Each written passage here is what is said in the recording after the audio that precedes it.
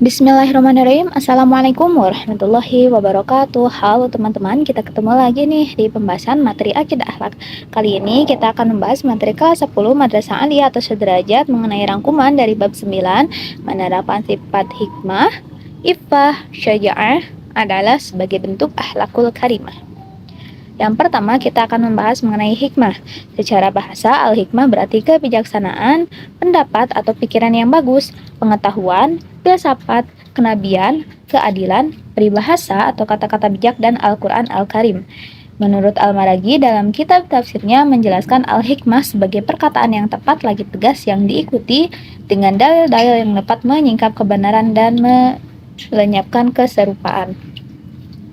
Adapun di antara dalil nakli hikmah yang akan kita bahas dan yang ada pada materi kali ini adalah terdapat di dalam Quran Surat Al-Baqarah ayat 26, Quran Surat An-Nisa ayat 54, serta Quran Surat An-Nahl ayat 125. Bentuk-bentuk hikmah. Yang pertama, dapat menempatkan perkataan yang bijak, pengajaran serta pendidikan sesuai dengan tempatnya, berkata dan berbuat secara tepat dan benar. Serta yang kedua, dapat memberi nasihat pada tempatnya. Yang ketiga, dapat menempatkan mujadalah atau dialog yang baik pada tempatnya. Yang keempat, dapat menempatkan sikap tegas. Serta yang terakhir, memberikan hak setiap sesuatu, tidak berkurang dan tidak berlebih, tidak lebih cepat ataupun lebih lambat dari waktu yang dibutuhkannya. Keutamaan hikmah. Yang pertama, memiliki rasa percaya diri yang tinggi dalam melaksanakan dan membela kebenaran ataupun keadilan. Yang kedua, menjadikan ilmu pengetahuan sebagai bekal utama yang terus dikembangkan. Serta yang ketiga, mampu berkomunikasi dengan orang lain dengan beragam pendekatan dan bahasan. Selanjutnya kita akan membahas mengenai iffah.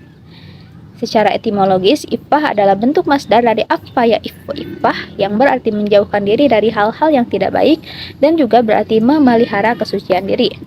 Secara terminologis, iffah adalah memelihara kehormatan diri dari segala hal yang akan merendahkan, merusak, dan menjatuhkan. Adapun dalil nakli yang akan dibahas pada materi kali ini mengenai iffah diantaranya terdapat di dalam Quran Surat An-Nur ayat 33 serta Quran Surat Al-Ahzab ayat 59. Bentuk-bentuk iffah yang pertama dengan menjaga kesucian diri, yang kedua menjaga kehormatan diri, yang ketiga membimbing jiwa menuju kearifan. Keutamaan iffah. Yang pertama dapat menjauhkan diri dari perbuatan-perbuatan yang dapat merendahkan martabat. Yang kedua memiliki keinginan yang sederhana atau qanaah untuk tunduk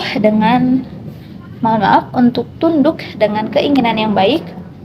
Serta yang ketiga dapat menjaga kehormatan diri dalam hubungannya dengan masalah nafsu. Selanjutnya adalah syaja'ah.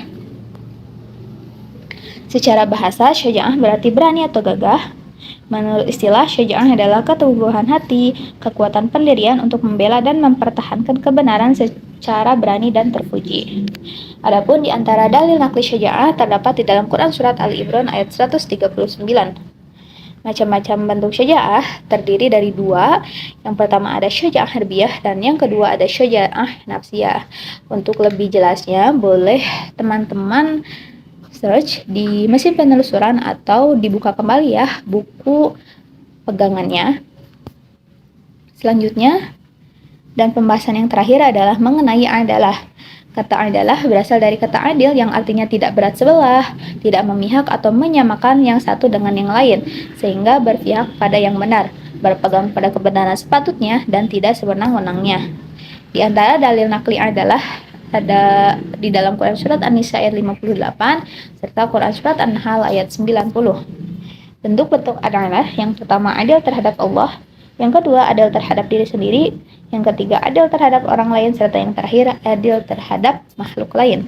Kedudukan dan keutamaan iffah. Yang pertama, terciptanya rasa aman dan tentram karena semua telah merasa diperlakukan dengan adil. Yang kedua, membentuk pribadi yang melaksanakan kewajiban dengan baik. Yang ketiga, menciptakan kerukunan dan kedamaian. Yang keempat, keadilan adalah dambaan setiap orang. Baik, cukup sekian pembahasan kita pada materi kali ini. Semoga bermanfaat. Mohon maaf apabila ada kesalahan. See you and thank you. Wassalamualaikum warahmatullahi wabarakatuh.